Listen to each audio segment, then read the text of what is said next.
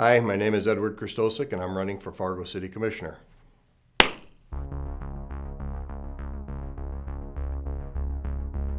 running for City Commission basically because I'm tired of watching the City Commission waste our money.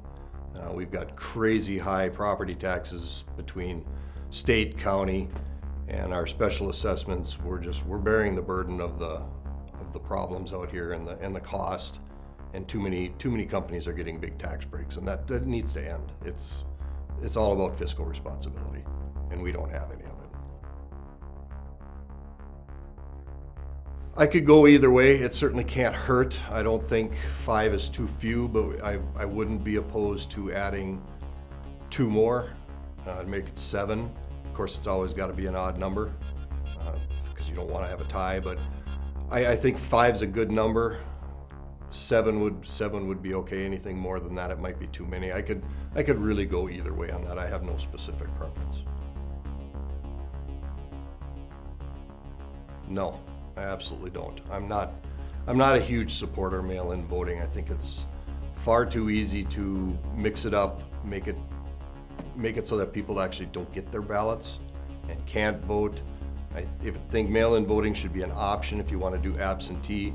But I think the norm should be what the norm has been, and that's to go to a polling place and vote. COVID-19 obviously has made us change our policies on that. Understandably so. There are some people that don't want to deal with the crowds and they don't want to be in that social distancing area. But I do not think that should be the new norm, no. And you could go either way on that. So if we did this in November, we would probably get more of a turnout. It would be a better voter turnout, and I wouldn't be against that. Yet at the same time, a lot of the focus would be taken away from the candidates who are actually running. So if you do it in June like we do now, there's a lot more focus on the candidates, and the people that are voting are actually educated and understand what the candidates are standing for. But again, if we did it in November, we'd have a much better turnout. So it seems like if we were to do it like during a presidential year, the city election might get kind of lost in the mix because everybody's going to be focusing on the presidential election and the big Senate races. And I think part of it would get lost. So I think it could go either way. It's kind of a half a dozen of one, 6 of the other. I don't mind having it in June.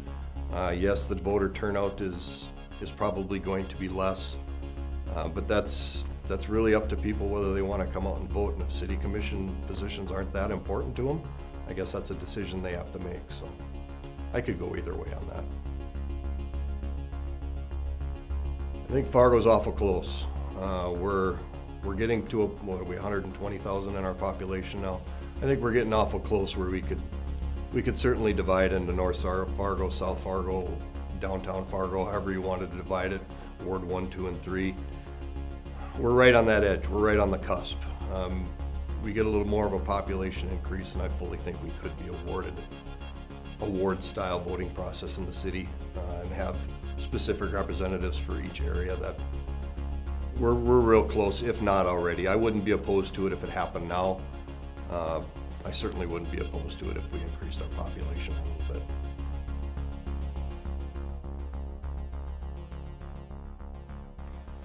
Well, that's a really good question.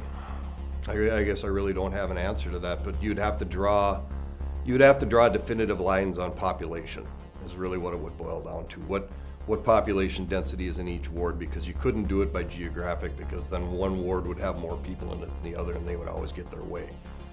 You would have to draw those lines very specifically on population in that area. So if you were at 120,000, you would have to divide 3 or 4 wards equally among the whole city. That would be the only way you could really not marginalize it. You can't have a gray line. You would have to have a very definite line in the sand as to where that ward would end and where that ward would start.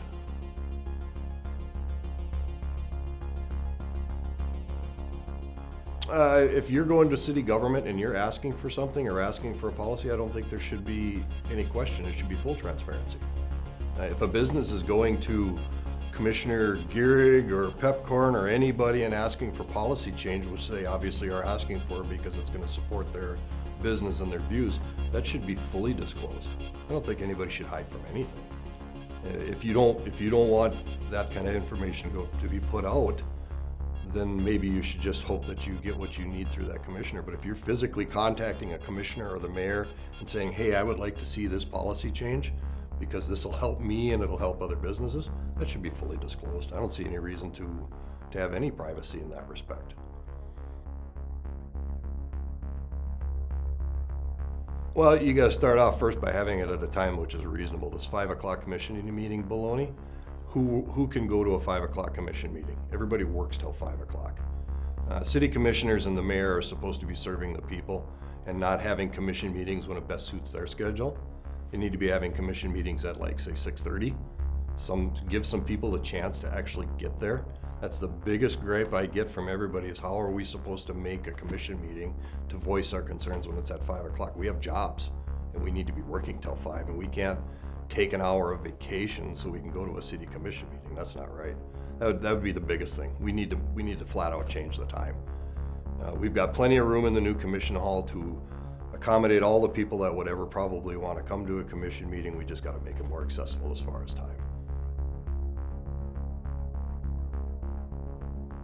No, it's not. Every other Monday is fine.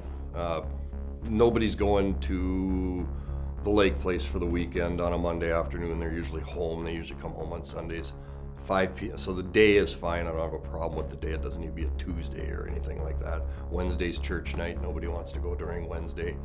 Monday is actually probably a really good day. 5 p.m., not the answer. It's got to be 6, 6:30. I'd even be fine with 7. And if I get in a commission meeting or get on the commission and I have to go to a meeting at 7 o'clock, that's part of the deal. And I get it.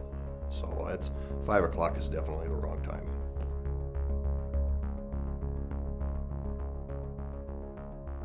I don't think so.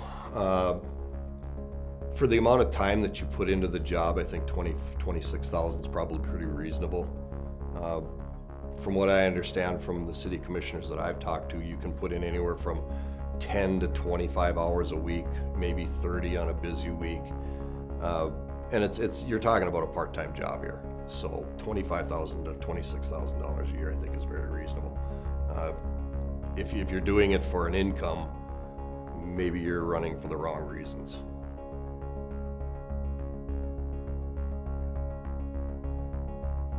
Well, and there it comes again down to that transparency. There should be no reason why I can not put anything on my campaign financing reporting. Even if it's my own money, how much of my own money did I put into my campaign? I have no problem disclosing that. Everybody, I'll say it right here on camera, I've got $4,000 invested in my campaign. That was my budget, that's what I set aside. Half of that was my own money and the rest of it's come from campaign contributions, so roughly. I don't know the exact numbers, but I see there's no reason to have anything but full transparency on that. And anybody who's trying to hide how much money they spent on their campaign, what else are they trying to hide? No, civic engagement is very, very difficult. We live in a different time. It used to be, back in the earlier years, long before I was born, where people were very civically engaged and they voted because they felt it was a duty. It seems like that's kind of fallen to the wayside a little bit. But what are you going to really do to sway their minds, and what are you going to really do to change their minds? We could spend a lot of money on commercials, but I think that's kind of wasted money. It's really just, it's kind of up to the people and what they want to do, and for us to try to force them or coerce them into going in and voting or running for city commission or whatever their civic duty might be defined as, it's probably a little bit arrogant on our part. I'm of the mindset I would like to see everybody get out and vote. I spent 21 years in the Army fighting for our rights and our Constitution, and to me, somebody who goes and says, I'm not going to vote because it doesn't mean anything anyway, I don't have a whole lot of respect for that person. I think it's a civic responsibility and a civic duty to go out and at least vote. You've got the right. There are countries and places in the world that don't have that right, and you're not willing to exercise it. It's a little frustrating to me. I've got a Facebook page. I've also got a website, but it's minimal. I didn't spend a lot of money on a website. My biggest advertising, if you will, is my Facebook page. It's Ed Krystosek on a search on the Facebook page. It's got a pretty detailed bio. It's fairly detailed on what I stand for and what I believe in. I answer private messages through Facebook almost instantaneously. I mean, if you ask me a question, I'm going to give you an answer. Whether you like it or not, I'm going to give you my real, honest-to-goodness answer on what I believe in. That's the best way to do it. And I'm not above giving out my phone number. If you private message me and you want to have a conversation, I'll give you my phone number. I'll come to your house, you come to my house, we'll sit down and we'll have a discussion. I have no problem with that. That's the best way to get a hold of me. So seems like it's the easiest and the most widely spread medium to get the word out.